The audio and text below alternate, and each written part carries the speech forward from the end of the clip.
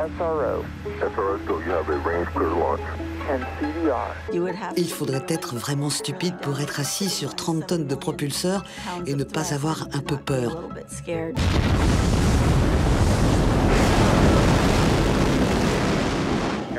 Tout se met à trembler, des centaines de boutons s'allument de partout.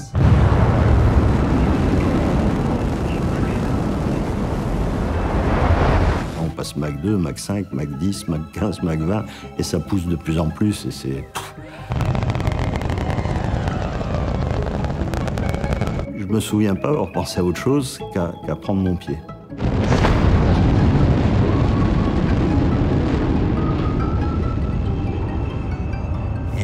Une pression de 3G et tout se relâche. Vous flottez. Vous êtes dans l'espace. Parmi toutes les formes de vie qui peuplent la Terre, les humains ont développé un goût contre nature. La curiosité d'aller voir toujours un peu plus loin à quoi ressemble l'inconnu.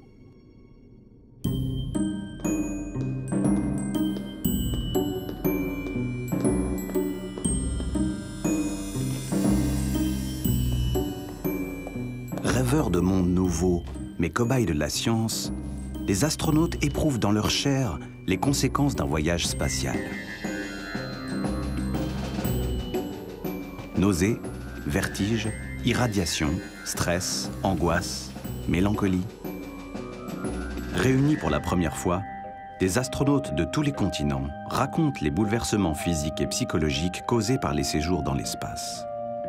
Les confidences qu'ils ont accepté de nous livrer annoncent les prochains défis à relever alors que l'humanité prépare ses premières expéditions vers la planète Mars.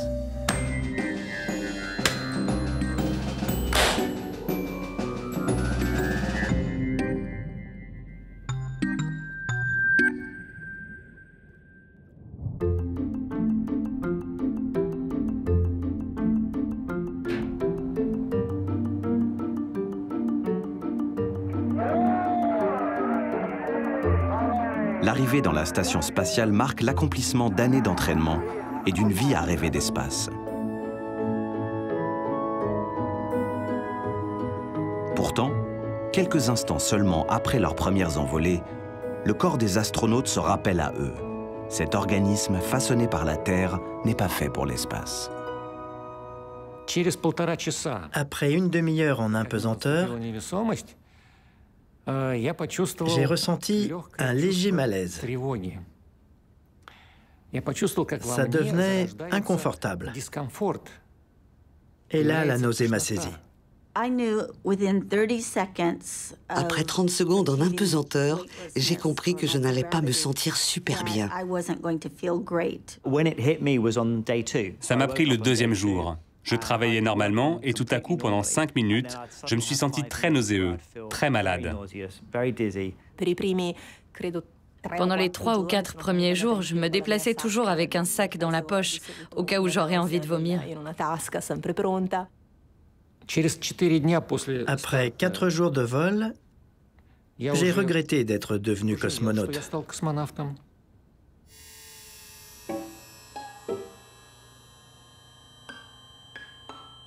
La nausée touche les astronautes dès les premières heures en apesanteur. Sur les images des conférences de presse qui célèbrent leur arrivée dans l'espace, la moitié sont malades, mais les astronautes se cachent pour vomir. On ne s'en vante pas. Et en général, les astronautes n'en rendaient pas compte après le vol, de peur de ne pas être réaffectés en vol, parce que quand vous êtes malade, vous n'êtes pas performant. Vous ne remplissez pas vos tâches. Donc les autres, ils doivent travailler encore plus dur. La pire des nausées de l'histoire spatiale a touché l'Américain Jack Garn, resté totalement improductif pendant les 7 jours de son voyage. Une blague d'astronaute raconte que les variations de son teint auraient au moins servi à mettre au point une échelle de mesure pour évaluer la gravité des nausées. C'est fondamentalement un conflit entre ce que perçoivent les yeux et ce que ressent le corps. Quelque chose de très étrange se passe dans le corps et le cerveau essaye de comprendre. Est-ce qu'il doit se fier aux yeux, à l'oreille interne, à l'estomac? Les yeux disent tu es à l'envers, les organes otolithes dans l'oreille interne qui évidemment flottent en apesanteur disent non, c'est n'importe quoi, conflit de signaux pour le cerveau comprend pas, il déroule sa checklist, la première raison c'est peut-être qu'on s'est empoisonné, donc tac, il vide l'estomac, c'est ça le mal des transports, c'est aussi bête que ça. Le cerveau des terriens se trompe. Vomir ne sert à rien. Sans le repère de la gravité, l'oreille interne ne peut plus indiquer la verticalité.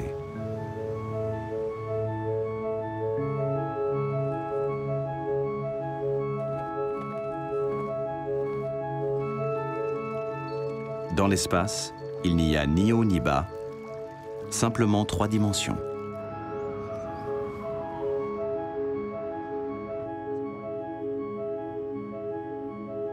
Mais en quelques jours seulement, la zone du cerveau qui gère les informations de l'équilibre s'éteint et les nausées disparaissent. Okay, I'll see if I can. I'm feeling dizzy. I'll see how quickly it stops. So it definitely felt dizzy initially, and now it's gone. No, is that quick? Yeah, completely normal. Amazing. Mais avec un sens de l'équilibre désormais en veilleuse, pour comprendre l'orientation de leur corps dans l'espace, les astronautes ne peuvent plus se baser que sur la vision. Ils ressentent alors un étrange sentiment de désorientation.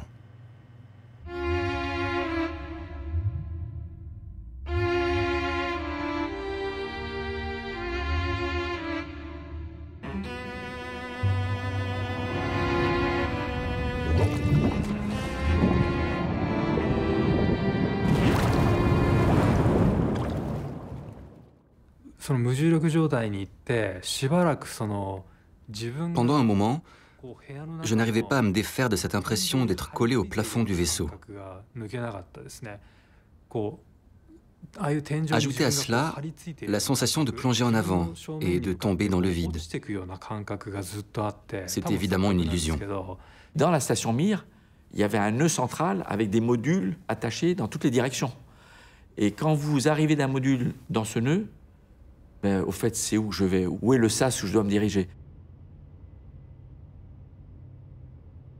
Quand vous volez d'une pièce à l'autre et que soudain le plafond s'inverse et se retrouve au sol, alors que toute votre vie vous avez appris que ce plafond est censé être au-dessus de vous et pas en dessous, il faut se dire « Je suis dans l'espace, tout va bien ».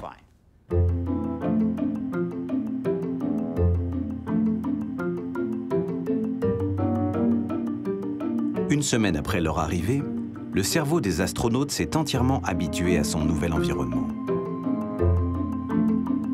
This is the story of a book, The Hitchhiker's Guide to the Galaxy.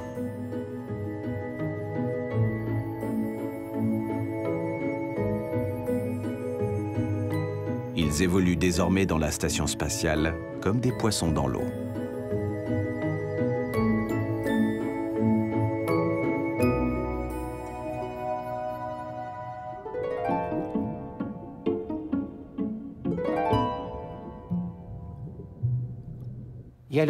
Je me suis couché mourant et je me suis réveillé en pleine forme.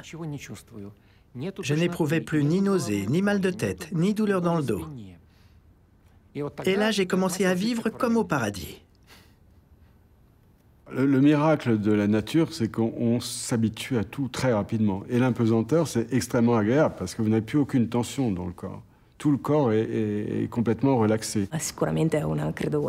C'est sûrement une des sensations les plus agréables qu'on puisse ressentir. La sensation de légèreté absolue, d'absence d'effort. C'est le bonheur parfait, c'est-à-dire vous ne pesez plus rien, vous ne sentez plus votre corps et vous avez ce sentiment de liberté absolue. Ce n'est pas juste qu'on flotte, on vole d'une pièce à l'autre. Et j'ai adoré ça.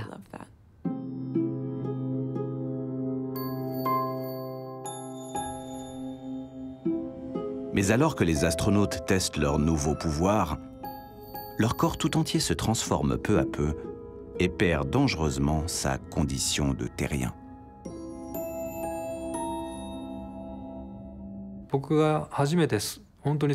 La première fois que je me suis rendu compte que je vivais dans un monde différent, c'était lors d'une expérience qui visait à mesurer notre activité métabolique. Si on se fiait à l'interprétation de l'ordinateur, je dormais 44 heures sur 48. En voyant ces résultats, j'ai pris conscience que mon corps était en état de léthargie.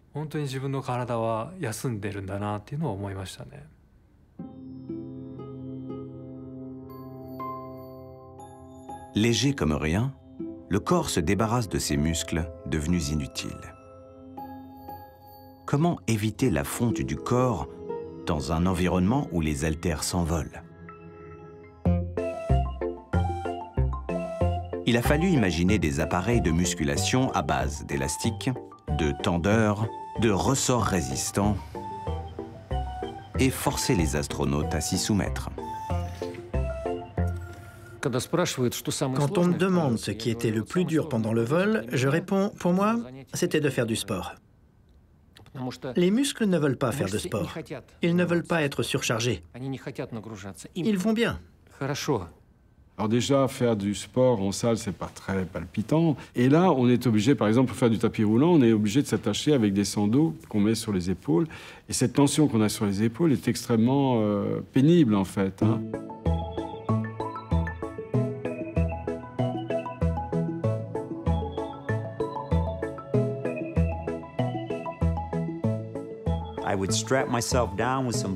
Je m'attachais avec des tendeurs, comme si j'avais un poids de 70 kg sur les épaules, et je commençais à courir.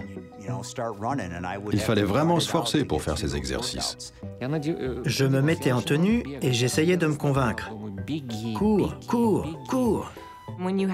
Quand il y a des centaines de personnes au sol qui surveillent si vous vous entraînez ou pas, c'est très facile de s'entraîner.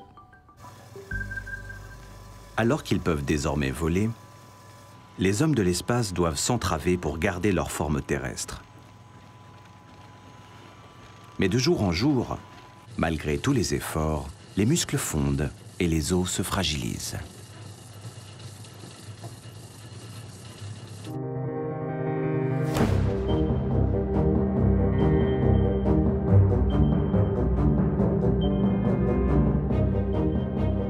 À terre, les astronautes peinent à lever un bras victorieux. C'est par leur sauveteur qu'ils sont portés en héros.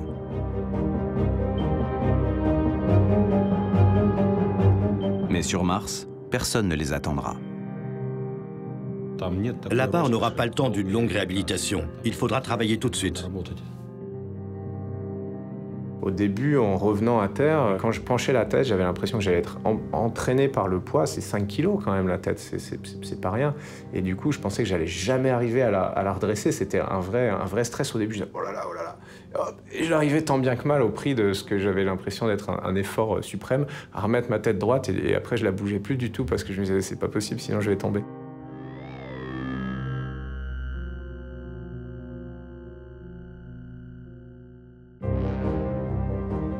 Les premiers hommes à débarquer sur Mars seront-ils capables de poser plus d'un pied sur le sol? C'est précisément pour répondre à cette question que Mikhail Kornienko, quelques minutes seulement après son retour d'1 an dans l'espace, est transporté dans un hangar pour simuler une arrivée sur la planète rouge. Je reconnais que c'était difficile, surtout dans un scaphandre lourd. Je ne cache pas, j'ai transpiré. Mais malgré tout, c'est faisable. Faisable, mais pas encore totalement rassurant. And I figured that would never happen without the preparation we had training the team. And so I'd like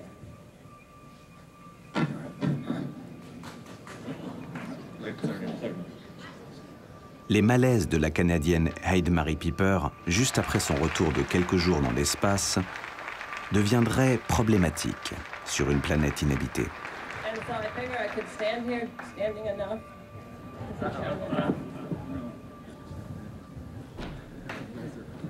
Comme tous les muscles, Le cœur des astronautes qui n'avaient plus à lutter contre la gravité pour irriguer la tête s'est affaibli. Le corps a oublié le poids.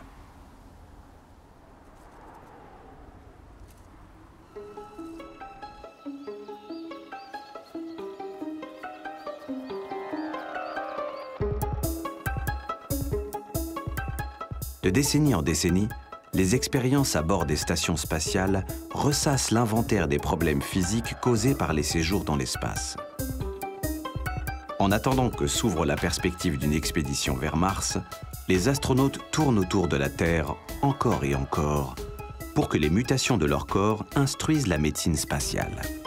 Il y a énormément d'expériences dans plein de domaines dans la station, mais ce qu'on en retient, nous, c'est beaucoup la médecine, la physiologie, parce que c'est celle qui nous demande le plus de participation. C'est pas juste brancher un système, appuyer sur Start, récupérer les résultats, les envoyer au sol.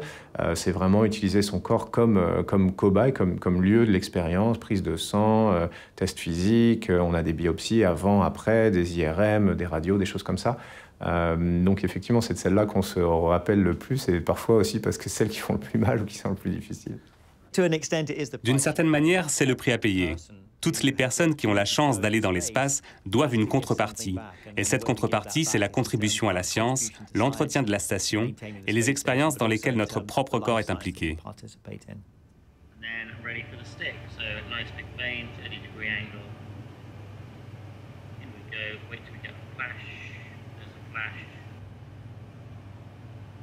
Le corps des astronautes contemporains ne serait-il que le banc d'essai des explorateurs du futur?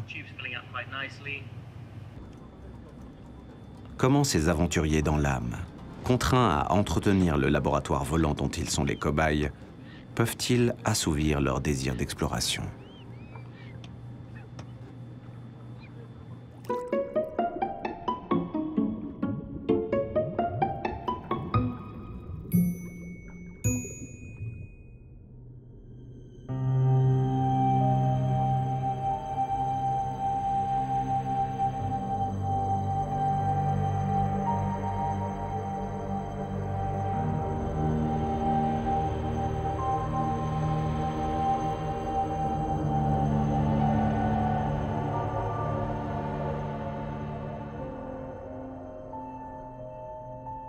J'avais beau être prévenu, avoir vu des films en IMAX tournés par les astronautes, la première fois que vous voyez la Terre de vos propres yeux, c'est waouh, avec des larmes aux yeux, et c'est vraiment époustouflant. C'est une expérience extraordinaire, humainement parlant, de pouvoir voir sa propre planète de l'extérieur et de vivre ça. Quand tu regardes la Terre, c'est comme si tu entrais dans une église. Tu vois des fleuves, des forêts, des océans, des mers. Ça t'hypnotise. C'est une sorte de psychothérapie, tu oublies tout.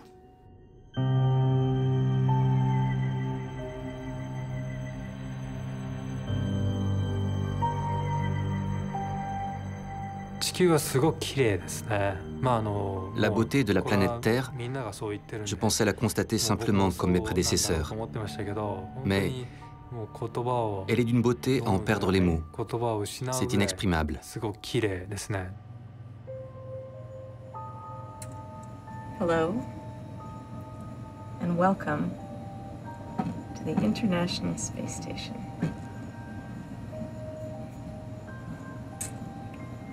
I'm Katie Coleman, NASA astronaut. And this is my world. Il y a différentes façons de regarder la Terre, suivant votre humeur. Quand vous avez l'esprit curieux, vous regardez en bas et vous vous demandez « Mais qu'est-ce que les gens peuvent bien faire ?» Je me rappelle que je tournais sur moi-même et je voyais les lieux aller et venir et je savais que ça allait continuer, encore et encore.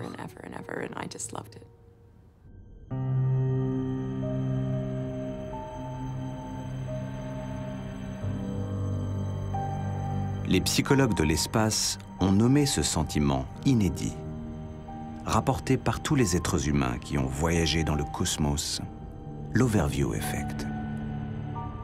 L'impact d'une vue globale, l'effet sur le psychisme humain de la vision de la Terre perdu sur son fond d'infini.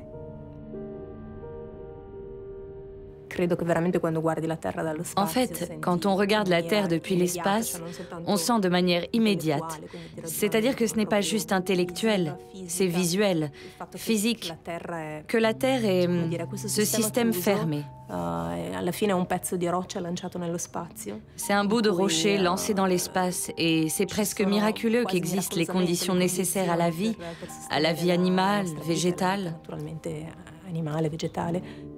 On est unique, il n'y a que ça pour nous les terriens.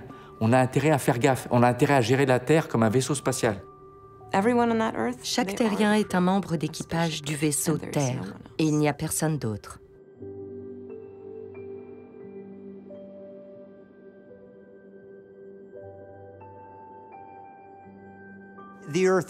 La Terre est remarquable. Cette capacité à produire l'air qui nous entoure, ces cycles incroyables où les plantes absorbent le CO2 et relâchent de l'oxygène, notre planète a évolué en un système miraculeux. Et quand vous devez reproduire ce système de manière mécanique, à l'échelle d'un vaisseau spatial, vous vous dites, la Terre est vraiment fabuleuse.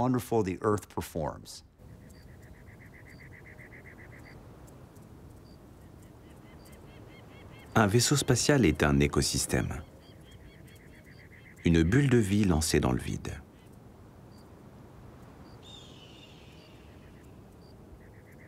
Les cycles naturels de la Terre, source de la vie, sont reproduits par des machines.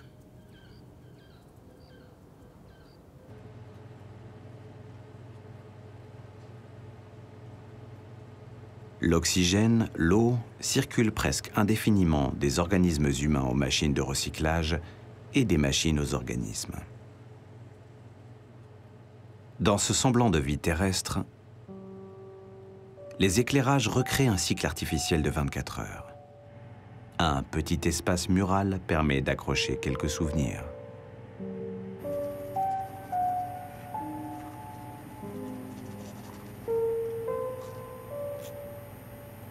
Mais de semaine en semaine, de mois en mois, la promiscuité et l'inconfort pèsent sur le moral. La mélancolie guette.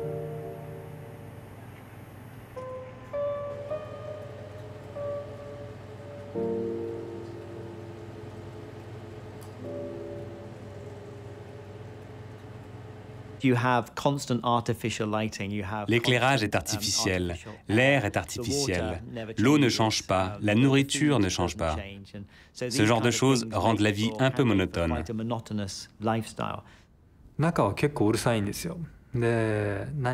24 heures sur 24, on était entouré par des machines très bruyantes, comme de gros ventilateurs. J'aurais aimé entendre des sons de la nature, comme le ruissellement de l'eau ou le souffle du vent. Ce type de son me manquait énormément. L'odeur de la terre nous manque, les lacs nous manquent, l'herbe nous manque, tout ce qui est lié à la terre nous manque.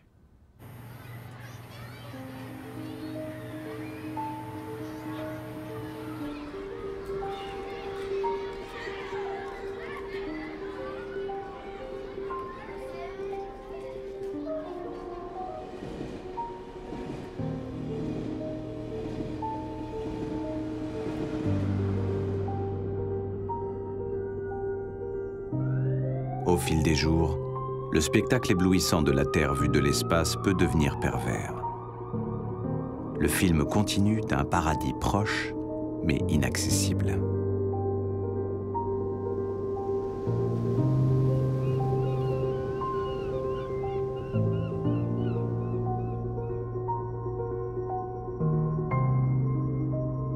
On a un attachement, je ne l'ai pas dit charnel parce que la Terre n'est pas charnelle, mais un attachement matériel. On sent vraiment que ces molécules de la Terre, qui sont assemblées dans des graphismes extraordinaires, magnifiques, hypnotisants pratiquement, ces molécules, en fait, elles vibrent complètement à l'unisson avec celles qui composent votre corps. On est de la même matière, en fait.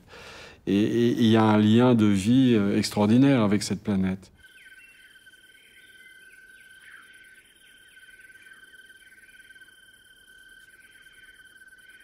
Pour les astronautes qui regardent le paysage, d'un côté, il y a la Terre, infime point d'ancrage de la vie. Et de l'autre, l'univers.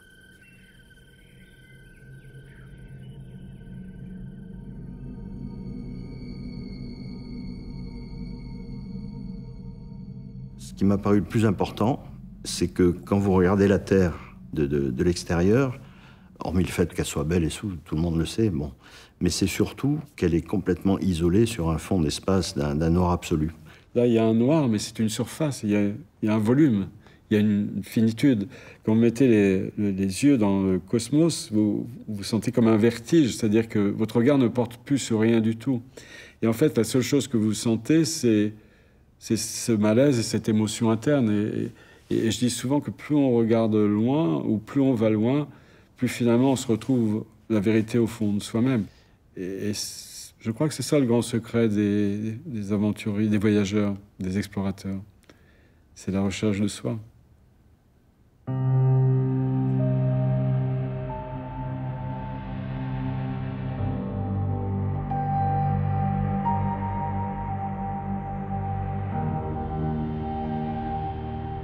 Tous les humains qui ont voyagé dans l'espace décrivent comme une révélation leur lien essentiel à la Terre. Comme s'il avait fallu s'en éloigner pour le comprendre.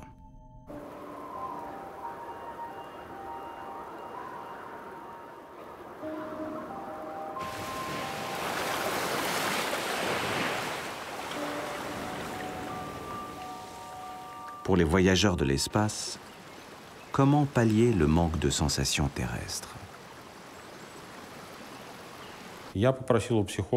J'ai demandé aux psychologues de m'envoyer des sons de la nature. Par exemple, une matinée à la campagne, les oiseaux qui chantent, des coqs, des sons d'orage aussi. Et un jour, alors que je faisais du sport sur la machine d'entraînement du segment américain, j'ai allumé les sons d'orage sur l'ordinateur et Scott arrive brusquement et me demande « Où tu as eu ça ?» Je lui ai répondu « On me l'a envoyé ». Il m'a demandé s'il pouvait me l'emprunter et à partir de ce jour-là, on entendait l'orage en permanence dans le segment américain.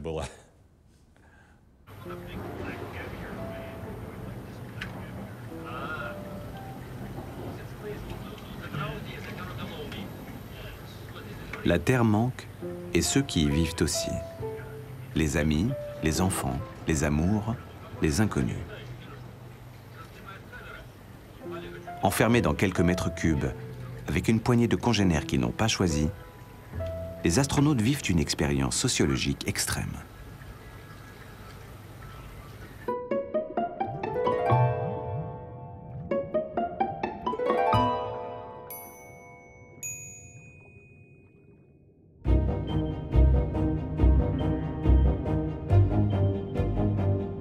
Pour ceux qui voyageront vers Mars, les conversations en temps réel avec la Terre seront impossibles. Un message envoyé mettra jusqu'à 20 minutes à parvenir au destinataire. Des conditions proches de celles éprouvées il y a encore quelques années, lorsque les créneaux de transmission étaient pour l'essentiel réservés aux communications techniques. Alors que Jean-Pierre Aigneret séjourne dans la station Mir pendant 6 mois, sa femme, Claudie Aigneret, également astronaute, poursuit ses entraînements au sol à Moscou. Alors on utilisait beaucoup le radio amateur. Il y avait une station radio amateur à bord de Mir qui nous permettait de contacter qui on voulait. Et Claudie avait une station radio amateur aussi à la Cité des Étoiles à Moscou. Le problème, c'est que quand moi j'émettais, j'attirais tous les radios amateurs de l'univers, enfin qui étaient à portée VHF. Et donc, moi, avec mon altitude, je brassais tout ce qu'il y avait à 3000 km de rayon, dont un certain Gino à Milano. Jean-Pierre, c'est Gino à Milano. Gino, je suis en train de parler avec ma femme, si tu veux nous laisser. Jean-Pierre, c'est Gino, Milano. Et puis, on n'arrivait pas à se parler. Communiquer manque terriblement. Les autres manquent. La diversité des êtres humains manque. On trouve parfois que c'est compliqué, qu'il y a des tensions entre les communautés, mais quand vous êtes isolé pendant des mois, vous n'avez qu'une envie, c'est la diversité. Vous voulez parler à des gens qui ont des points de vue différents. Vous désirez par-dessus tout ce contact humain.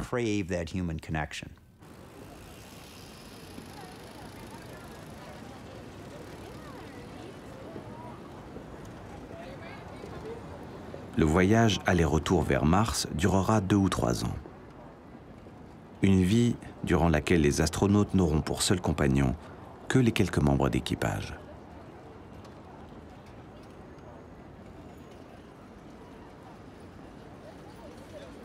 Il faut constamment chercher à créer le contact avec les autres.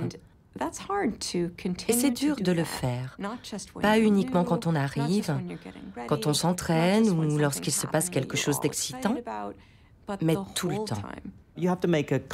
Il faut faire un effort conscient pour être un peu plus sociable, un peu plus aimable avec les collègues. Pour bien s'entendre, il faut que l'autre t'intéresse. C'est comme en couple. Si la vie avec ta femme est intéressante, vous pouvez rester ensemble. Moi, ça fait 57 ans que je suis avec ma femme. Comment choisir les membres d'un équipage qui doit vivre en autarcie pour éviter l'explosion psychologique? Actuellement, la mode est au stage Survivor. La convivialité des candidats est mise à l'épreuve du stress et de l'inconfort. Mais pour s'assurer de la résistance psychique des prétendants, les psychologues des agences spatiales rivalisent d'imagination.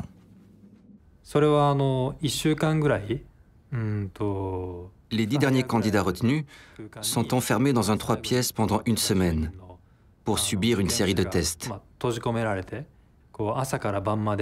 Et un des tests consiste à faire des origamis de grue pendant des heures, sans interruption.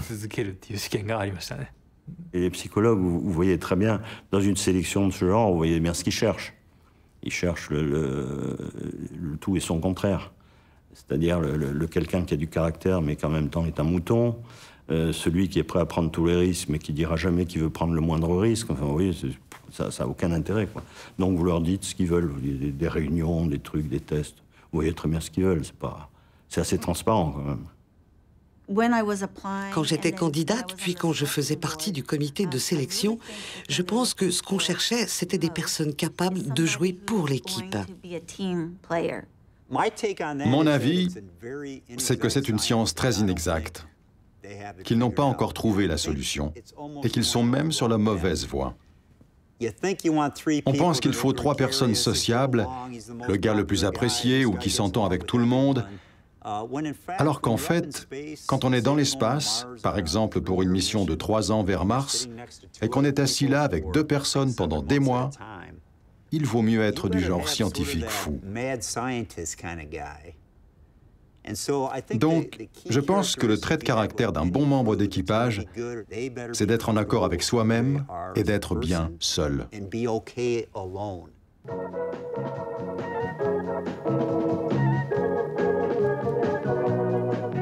Les premiers astronautes étaient choisis pour leur virilité, parmi des pilotes d'essai déjà pleins de testostérone. Il y a 40 ans, pendant son voyage de 200 jours, Valentin Lebedev et son comparse expérimentaient pour la première fois de l'histoire spatiale la mixité.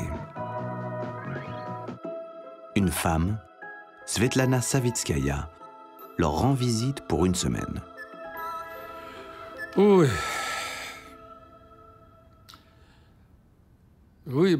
C'est une question compliquée.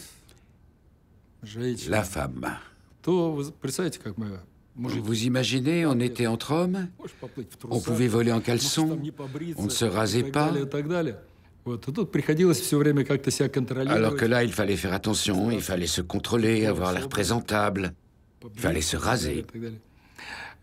C'était gênant. Il a fallu du temps pour que la société soit prête. Valentina Tereshkova a été la première femme à voler et après, il n'y a plus eu de femmes pendant des années.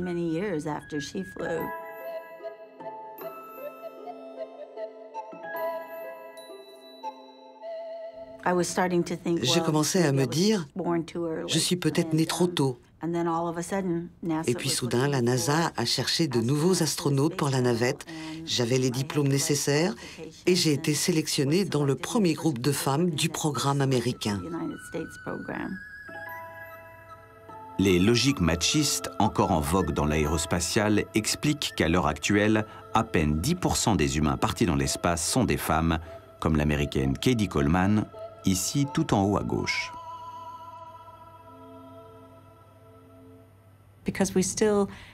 Comme il y a encore moins de femmes que d'hommes, on est plus facilement remarqué.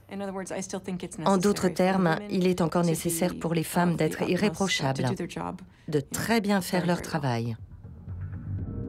Pour l'équipage en partance vers Mars, qui vivra pendant 3 ans dans un petit espace isolé, la question de la mixité esquisse un autre grand tabou des agences spatiales.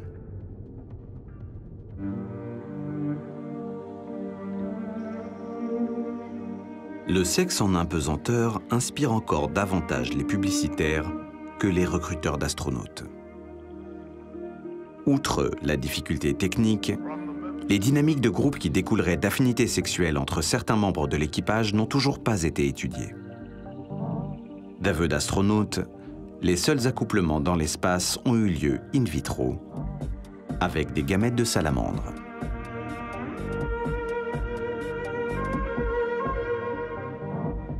Peut-être en Europe, on aborde ça de manière un peu plus libre, mais je pense que ce soit aux États-Unis ou en Russie, c'est un tout petit peu plus conservateur dans l'approche, donc c'est un petit peu, on ne parle pas de ces choses-là.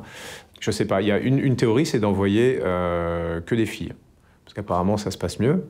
Une autre théorie, c'est d'envoyer des couples. Alors là, par contre, il va falloir en trouver des couples astronautes, il n'y en a pas tant que ça. Mais c'est vrai que si on envoie un équipage mixte, garçon-fille, sans affinité particulière, la question va se poser. Mais je pense que ça viendra peut-être de l'Europe, justement. C'est peut-être un truc qu'on peut contribuer au programme spatial. Une approche décomplexée de la sexualité.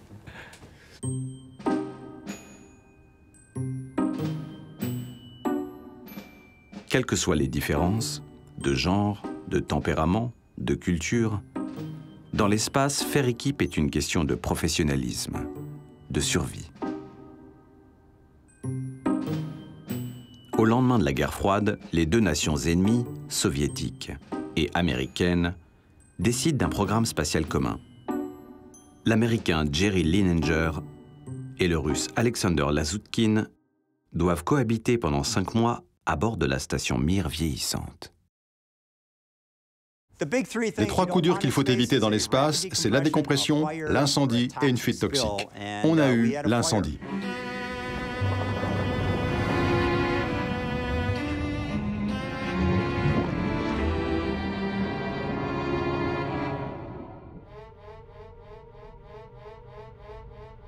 Le 24 février 1997, pour faire face à un besoin supplémentaire d'oxygène, Alexander Lazutkin démarre un système parallèle de production. L'appareil surchauffe et prend feu. L'alarme s'est déclenchée. Et là, j'ai vu mes coéquipiers se tourner lentement vers moi. En 30 secondes, je ne pouvais plus voir les doigts de ma main. C'était le noir complet.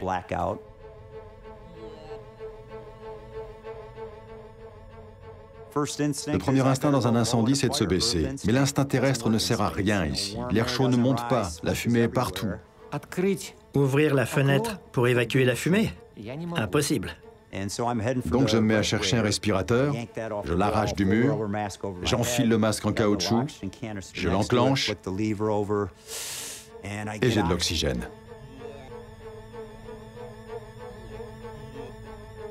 On a reçu l'ordre « Préparer le vaisseau spatial pour l'évacuation ». J'ai ouvert la trappe et j'ai vu que le Soyouz était plongé dans la fumée. À ce moment précis, j'ai eu peur. Donc je me retrouve là-haut, 400 km au-dessus de la Terre, tout flotte. Moi, 2 Russes, de la fumée partout, drôle d'endroit pour mourir, Jerry.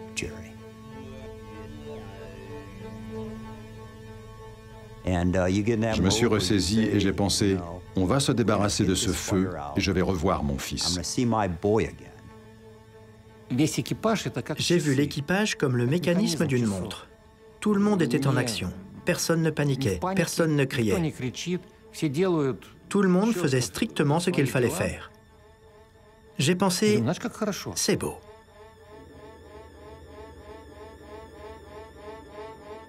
L'équipage parvient à contenir l'incendie, qui finit par s'éteindre de lui-même lorsque l'oxygène de l'habitacle s'est entièrement consumé.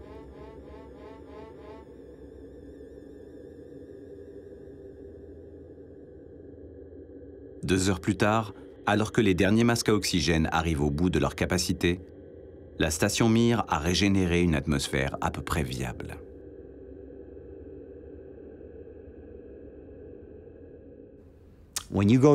Dans ce genre de situation, on devient une bande de frères face à l'adversité. Et il n'y a personne d'autre avec qui j'aurais voulu être.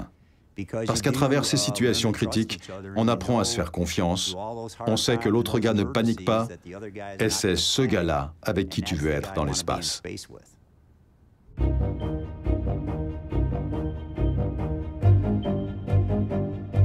Les premiers équipages qui partiront vers Mars devront faire face à des risques inédits, des problèmes physiques et psychologiques pour lesquels la science n'a pas encore de solution.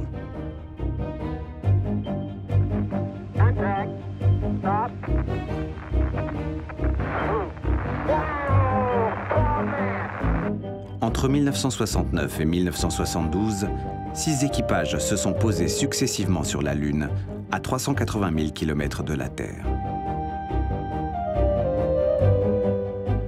Depuis, aucun humain n'y est retourné.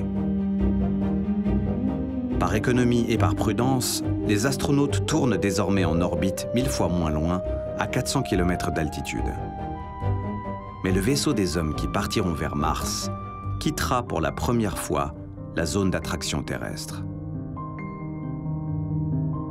Ce qui aura un énorme impact psychologique, c'est de voir la Terre devenir de plus en plus petite, jusqu'à ce qu'elle devienne un point lumineux dans le ciel. Pour la première fois dans l'histoire de l'humanité, des humains ne verront plus la Terre. Nous, on la voit en permanence. Elle est là. Notre home planet est là. Nous, on a une immense salle de cinéma à notre disposition. Notre Terre. Là-bas, on n'aura pas de vue sur la Terre. Il n'y aura que des étoiles. Notre Terre deviendra juste une planète du système solaire. L'équipage aura constamment en tête que personne n'est là pour les aider. Il n'y aura rien du tout. On sera tout seul, tout seul, tout seul. Tout seul comme personne n'a jamais été seul dans l'histoire du monde. Ce sera compliqué, psychologiquement.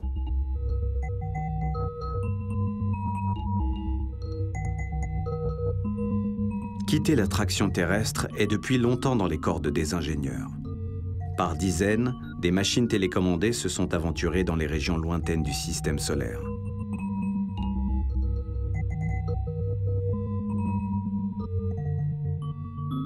Mais pour l'humain qui envisage d'embarquer à bord, les doutes n'ont pas de solution technique. Pour Mars, je pense que le plus compliqué, c'est que le voyage sera très long et qu'il n'y aura pas grand-chose à faire.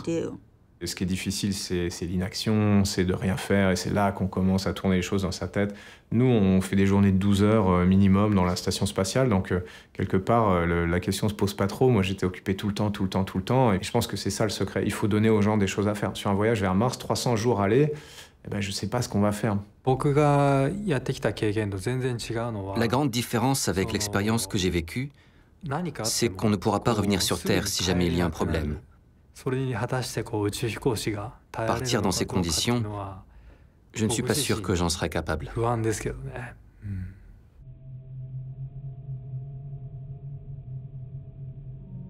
L'ennui et l'angoisse ne sont pas les seuls écueils pour ceux qui s'éloigneront dans l'espace intersidéral. Déjà, aux frontières extérieures de l'atmosphère, les éléments cosmiques rappellent leur puissance. À tel point qu'ils sont considérés par les agences spatiales comme l'obstacle numéro 1 à un voyage vers Mars.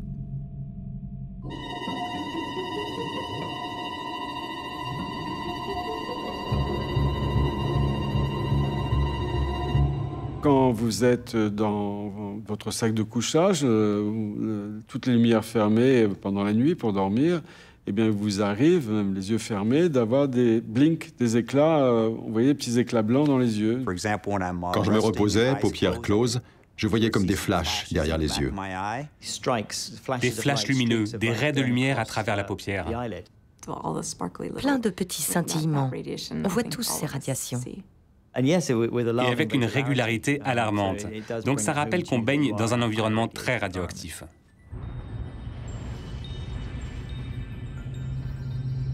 Les particules qui percutent les astronautes proviennent du Soleil et de l'espace intergalactique.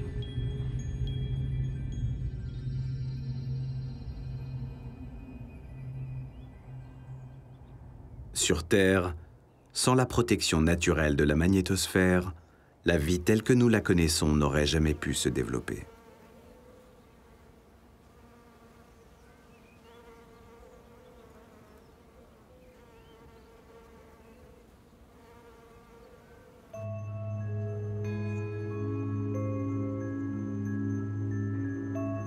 Après un voyage vers Mars, le risque de cancer mortel dû aux radiations pourrait varier selon le capital génétique des astronautes d'1 chance sur 10 à 1 chance sur 2. Des risques qui dérogent à toutes les réglementations sur le travail.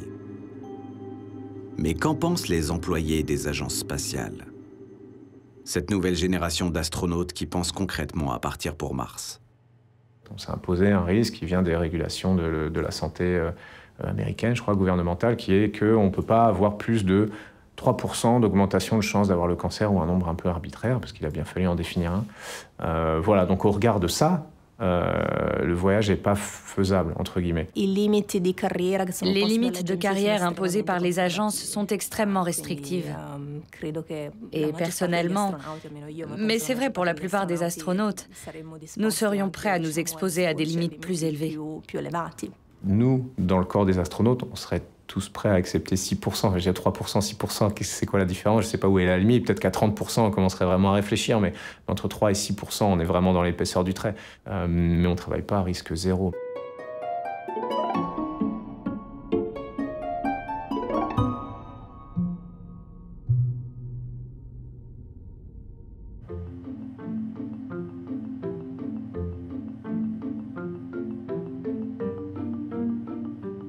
Quel élan pousse un homme à risquer sa vie pour marcher sur une planète inhabitée ou voir les étoiles de plus près? Pour l'astronaute contemporain, l'expérience ultime, c'est de sortir du vaisseau et plonger dans le vide. Dans quelques décennies, quelques siècles peut-être, ces images, symboles de la plus haute technologie d'une époque, rappelleront une humanité barbotant encore sur les rivages de sa planète.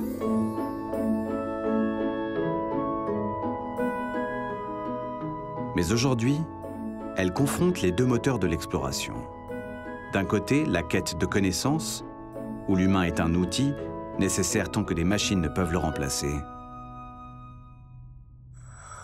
De l'autre, l'expérience humaine. Le désir de plonger dans l'inconnu pour trouver du nouveau.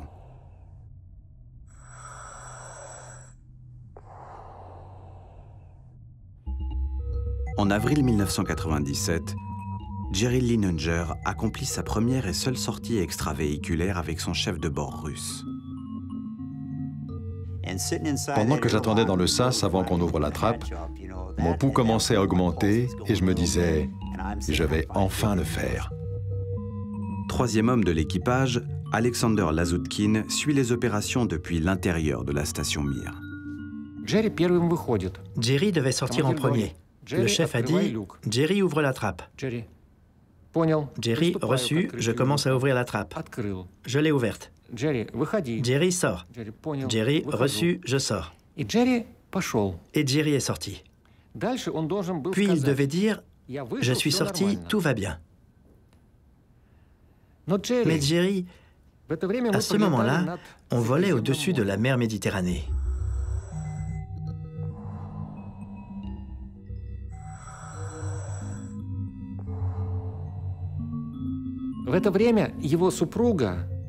Et son épouse, Katia, était sur un bateau.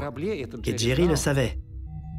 Jerry a commencé à crier « Katia, salut !» Il a commencé à répéter « Comme c'est beau ici !» C'était impossible de l'arrêter. Tout le monde sur Terre voulait savoir si Jerry était sorti, si tout allait bien, si le chef pouvait sortir à son tour. Le chef aussi attendait cette confirmation. Jerry était en extase.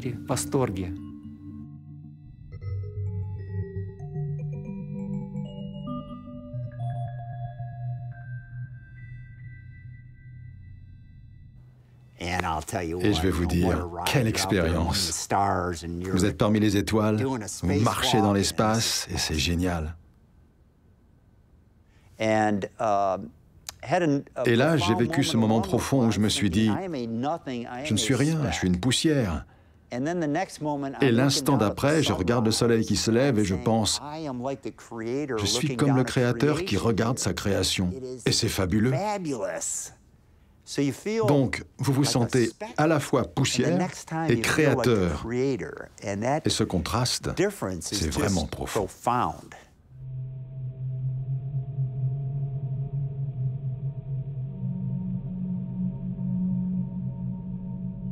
Après des mois dans l'espace, tous ont changé, conscients d'avoir vécu une expérience unique. Et pourtant, tous se préparent au retour sur la planète avec soulagement.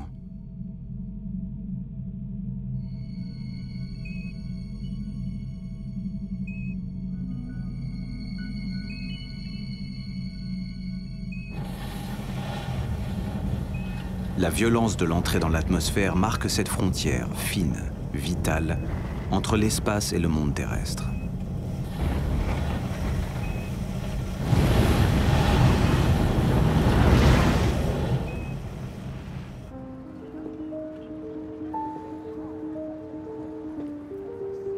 Le corps reprendra ses habitudes.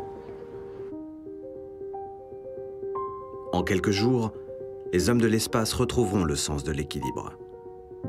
En quelques semaines, quelques mois, les muscles qui les tiendront debout.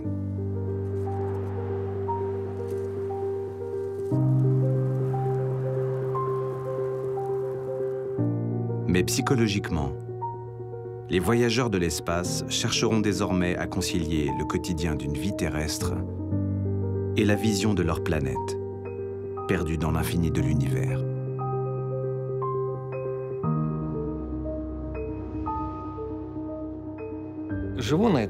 Aujourd'hui, j'habite sur cette planète et je me sens comme un extraterrestre. Tout le monde sait que la Terre est ronde. Tout le monde sait qu'il y a beaucoup d'étoiles, qu'il y a le Soleil, des galaxies, un univers. Savoir est une chose, c'est autre chose de le voir. Moi, j'ai vu ce monde.